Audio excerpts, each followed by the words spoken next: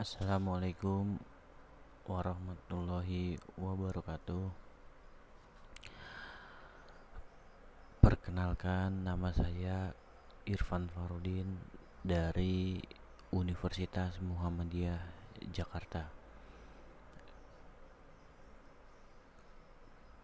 Tujuan saya membuat video ini untuk melengkapi tugas dari mata kuliah Kepemimpinan Politik dan yang nantinya akan diupload pada channel YouTube pribadi saya. Lalu di sini saya akan menjelaskan bagaimana tipe kepemimpinan daripada transformasional, situasional, dan transaksional. Sebelum kita mulai, alangkah baiknya kita membaca basmalah terlebih dahulu. Bismillahirrahmanirrahim. Oke. Yang pertama, dalam tipe atau gaya kepemimpinan dari transaksional itu ada dua tipe mengenai sebuah gaya kepemimpinan yang di dalamnya itu terdapat dua kategori. Yang pertama itu adanya imbalan dan juga hukuman. Bagaimana itu bisa terjadi? Karena adanya suatu faktor atau peraturan yang dibuat oleh pemimpin tersebut, dan sehingga ditetapkan dua kategori seperti yang saya sudah sampaikan. Terdapat imbalan dan juga hukuman, dan dimana ketika ada satu imbalan maka hukuman tersebut akan dijalankan bagi orang-orang yang salah atau juga yang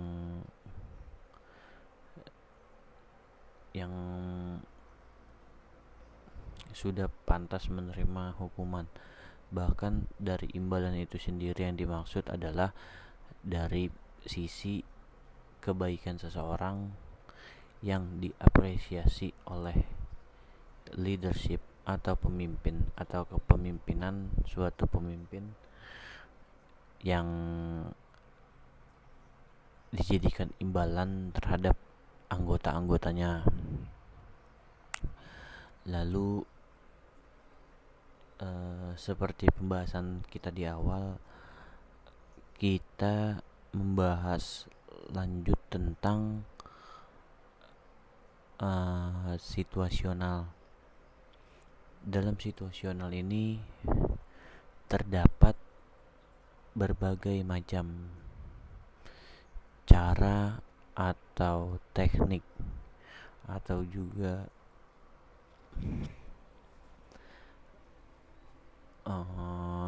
situasi-situasi di mana seorang pemimpin melakukan gaya kepemimpinannya dengan cara menjadikan suatu titik atau suatu tempat di mana di setiap tempat itu menjadikan gaya yang dipimpinnya itu berbeda-beda.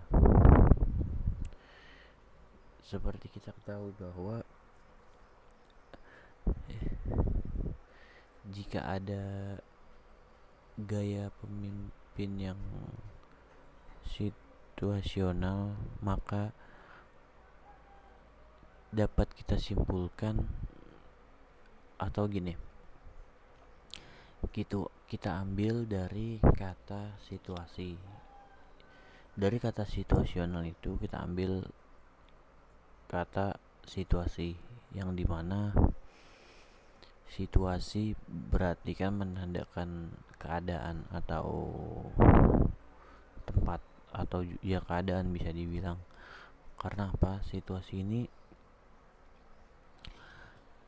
menyudutkan bahwa gaya kepemimpinan seseorang dipengaruhi oleh situasi dan juga bahkan kondisi. Mengapa demikian? Misalnya dengan contoh yang kita ketahui, seumpama dalam situasi berpolitik atau situasi dengan mengadakannya kampanye-kampanye, pastinya gaya kepemimpinan seorang pemimpin itu sangatlah berbeda, dan juga yang pastinya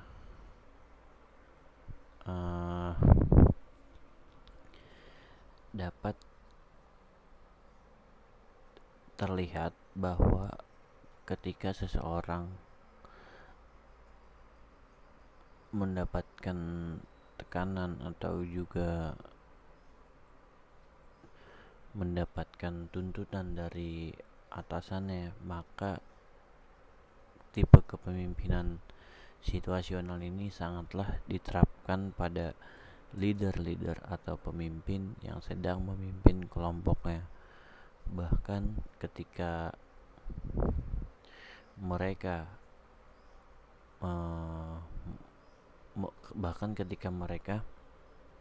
mentransfer atau mengadaptasi situasi dengan bagaimana cara dia memimpin, itu satu hal yang positif menurut saya. Karena apa? Karena ketika seseorang bisa menerapkan atau bisa mengolah dirinya dalam situasi apapun, itu sangatlah hal-hal yang positif dan juga dapat membantu seorang pemimpin dalam mengatasi kesulitan-kesulitannya.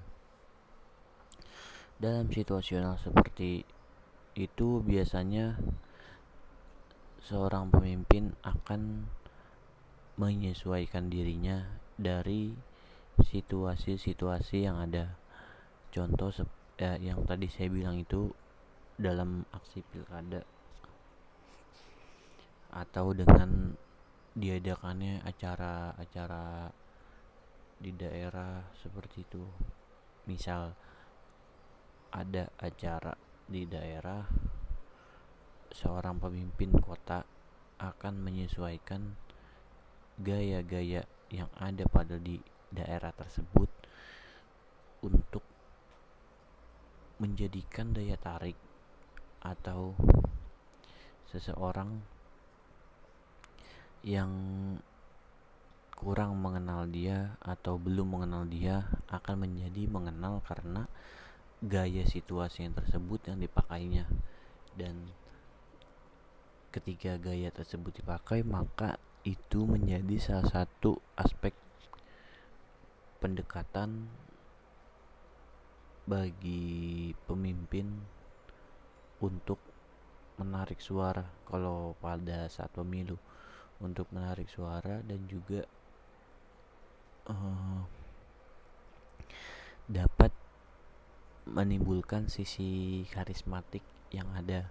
Bahkan ketika memakai tipe kepemimpinan situasional tersebut, mereka dapat menjadikan hal tersebut nilai lebih atau positif. Karena apa? Karena suatu prospek pencapaian yang seolah-olah pemimpin tersebut cinta terhadap daerah yang didatanginya. Maksudnya seperti ini, ketika ada pemimpin dari kota lalu belusukan atau berkampanye ke daerah-daerah di Indonesia, pasti ada satu adat atau bahasa atau kepribadian atau tutur kata sekalipun yang dipakai oleh pemimpin tersebut. Contohnya,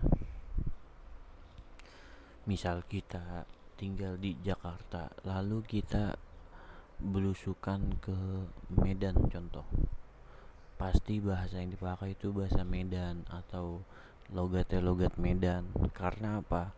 Untuk menciptakan suatu pendekatan terhadap masyarakatnya agar seolah-olah sang pemimpin itu menyatu dengan masyarakat Medan dan patut dipilih oleh masyarakat Medan.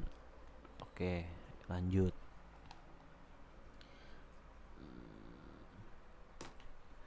Lalu yang ketiga ada transformasional. Apa itu transformasional? Transformasional itu bagaimana sikap pemimpin untuk memotivasi atau sekedar memberi dukungan terhadap masyarakatnya atau kalangan bawahnya atau anggotanya, supaya apa? Mereka memotivasi agar bisa menjadi suatu teamwork atau kerja kelompok yang saling menguntungkan. Apabila satu pemimpin saja yang bekerja, maka tidak adanya suatu semangat di bawah itu yang mumpuni. Atau bila terjadinya semangat di bawah dan di kepemimpinan atas itu tidak ada motivasi atau tidak ada kerja untuk si kelompoknya itu, maka ya sama saja kita seperti kerja keras tapi tidak ada arah atau arahan dari si pemimpin tersebut. Lalu ketika kita kembali membahas transformasional, itu adalah bagaimana cara pemimpin memotivasi. Yang dapat saya katakan adalah motivasi di sini lebih menjuru ke dalam ajakan-ajakan atau positive vibes yang diberikan oleh pemimpin untuk masyarakatnya agar menciptakan hal-hal atau gaya-gaya baru yang positif sehingga terbuka pikirannya untuk bekerja atau sepertinya menjadikan suatu hal yang sebelumnya ruwet pikirannya atau juga terlalu pesimis atau negatif mindset tentang suatu pemimpin, maka transformasional itu sangatlah dibutuhkan.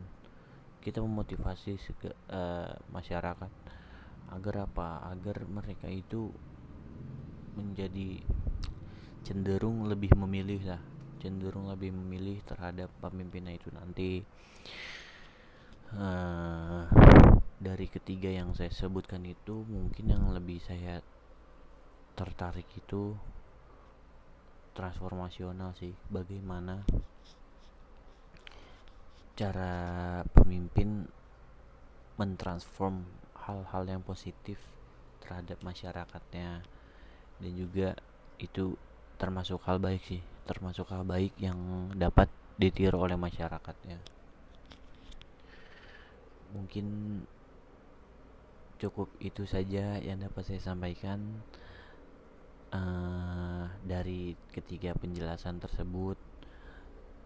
Apabila masih kurang-kurangnya data atau perkataan saya yang kurang lengkap, saya mohon maaf. Apabila ada pengucapan kata yang salah, saya juga minta maaf. Uh, saya bertujuan untuk menyampaikan apa yang saya pahami, lalu akan saya benarkan ke depannya, nanti akan saya pelajari. Mungkin itu saja. Terima kasih. Billahi taufiq wal hidayah. Wassalamualaikum warahmatullahi wabarakatuh.